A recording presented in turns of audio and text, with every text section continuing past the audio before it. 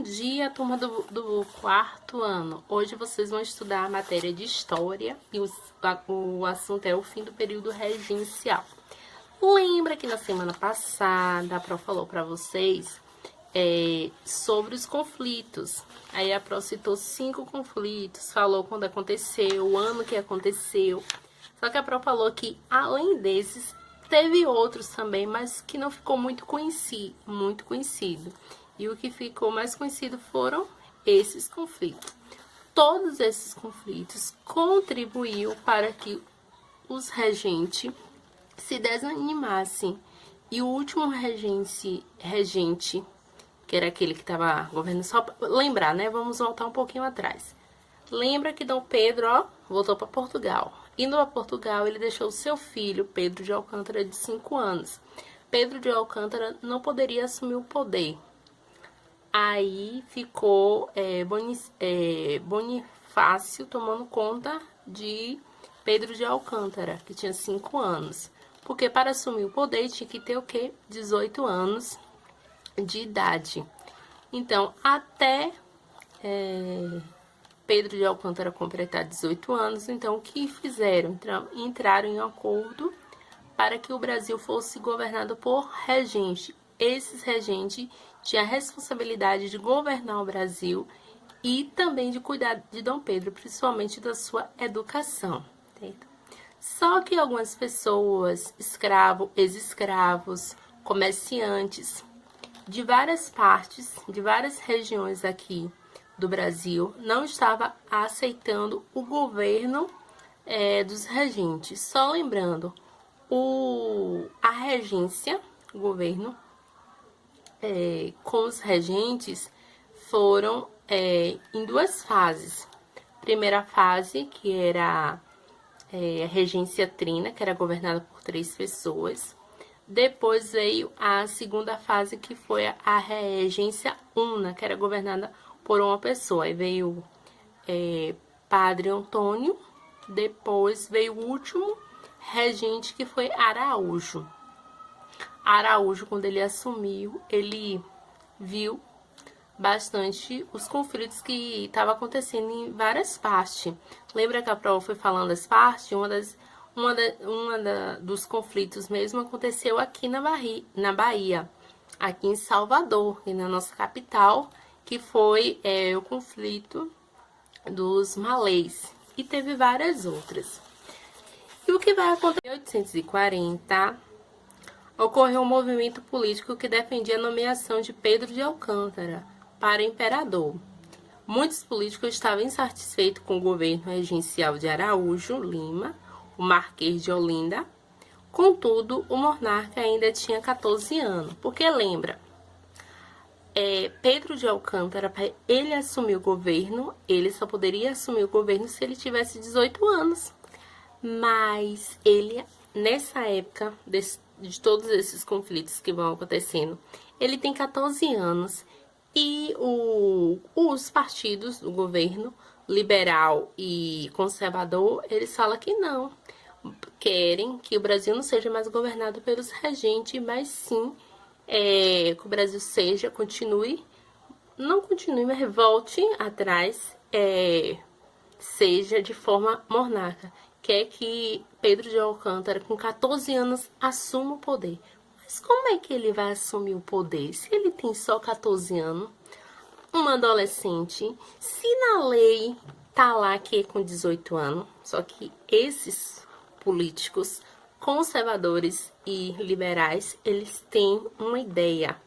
Não é nem uma ideia, é um golpe, porque isso que eles vão fazer fica conhecido, registrado como o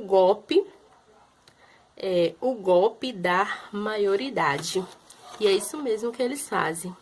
Então, a solução encontrada pelos opositores do regente foi elaborar um projeto de lei. Então, eles elaboraram o projeto. A lei já existia, mas eles elaboraram um projeto de lei que permitisse a coroação de Pedro de Alcântara antes que ele completasse 18 anos.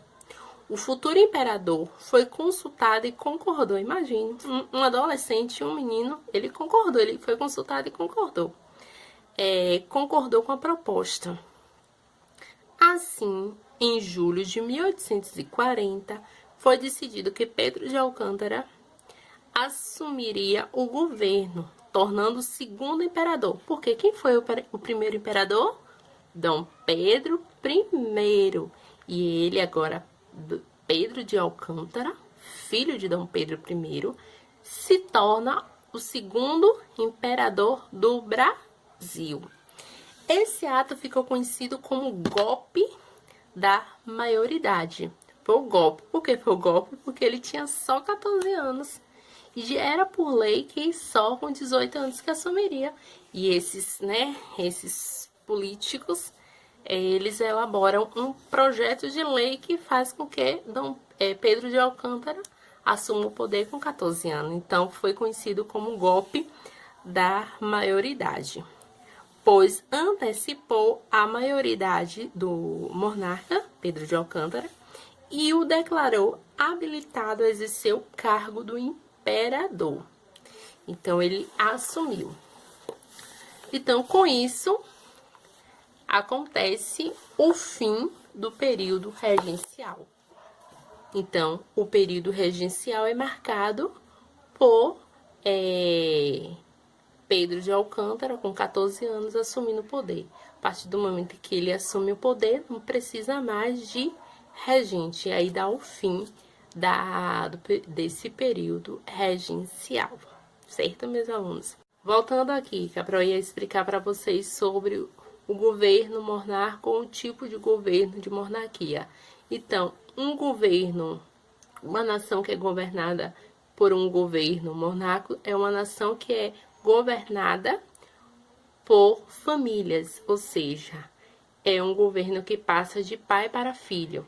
Antes não era Dom Pedro que era governador, então quem por direito deveria ser o governador? Quem deveria assumir o poder do Brasil era Pedro de Alcântara. Porém, ele só não assumiu naquele momento, quando ele tinha 5 anos de idade, porque ele não tinha 18 anos e por lei só poderia ser com 18 anos. Por isso que teve o período regencial, os regentes assumiram o poder até Pedro de Alcântara completar 18 anos. Porém, as pessoas inconformadas com tantos conflitos, com tantas outras coisas que iam acontecendo, os políticos liberais e conservadores resolveram dar o golpe, criar leis, projetos de leis que favorecessem a Pedro de Alcântara assumir o poder com 18 anos. Por isso que foi conhecido como o golpe da maioridade. E aqui na página 91, ele vai falar da liberdade religiosa. Aí ele fala o seguinte, é bem interessante, é importante a gente ler porque são liberdades que tantos escravos, ex-escravos, pessoas lutaram e conseguiram. E depois a gente teve até na nossa Constituição de 1988 que dá essa plena liberdade de escolha, porém foi grande luta para que isso acontecesse. E são grandes lutas que ainda hoje acontecem. Certo, meus alunos? Aí fala assim, além de lutar pelo fim da escravidão e por melhores condições de vida, que era isso que eles lutavam, né? Além disso, muitos africanos escravos e libertos também lutavam por liberdade religiosa, porque eles não tinham liberdade de expressar as suas crenças, a sua fé. Então, eles lutaram por isso, além da liberdade, de melhores condições de vida, eles lutavam também por liberdade religiosa. No Brasil imperial, a única religião aceita e garantida pela Constituição de 1824, lembra que é a nossa primeira Constituição de 1824? Então, a única religião que era garantida pela Constituição era o catolicismo.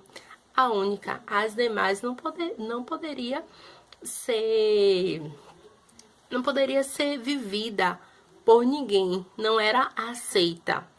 Aí o que acontece? Atualmente no Brasil, As diferentes práticas religiosas são protegidas pela nossa Constituição de 1888. Então, isso foi um grande avanço para a nossa população brasileira, principalmente as pessoas de outras religiões, porque nem todos são católicos. Então, isso foi um grande avanço, porque temos como lei que nos protege, que nos defende, que nos dá liberdade, a lei que está na Constituição de 1888. Aí depois vocês têm aí, né, essa foto com diversas pessoas de várias religião, né, que mostram um ato ecumênico, que é um encontro, uma reunião que se encontra várias pessoas de várias religiões. Aí depois vocês têm que prática religiosa você percebe na região onde você mora. Então, quais são as práticas que vocês veem? Tem pessoas de que igreja? Então, vocês vão fazer uma pesquisa, mesmo que vocês não saibam, não lembrem, mas pergunta a mamãe. Então, essa pesquisa não precisa ir na internet olhar, não. Você vai perguntar a mamãe, o papai, a avó, né, que tá com a vovó. Tem gente que tá com a vovó esses dias. Então, faz essa pergunta, tá bom, mãe? Aqui, quais são as religiões que prevalecem aqui ao nosso redor? Então, ela vai te dizer. Depois, em sua região, as diferentes práticas religiosas são respeitadas essas práticas religiosas, o catolicismo, o candomblé, o espiritismo, os evangélicos, são respeitados. Aí vocês fazem essa pesquisa também. Se vocês não souberem, pergunta ao papai e mamãe que eles vão ajudar vocês, tá bom? Depois vocês vão elaborar um desenho que ilustre a importância da liberdade religiosa no país. Quando todos concluem seu desenho, prepare com os colegas e o professor com mural para expor as produções. Para expor essas produções não tem como, mas envia a foto que a prova vai tentar fazer uma montagem, dependendo como é que vai ficar. Então, eu vou fazer uma montagem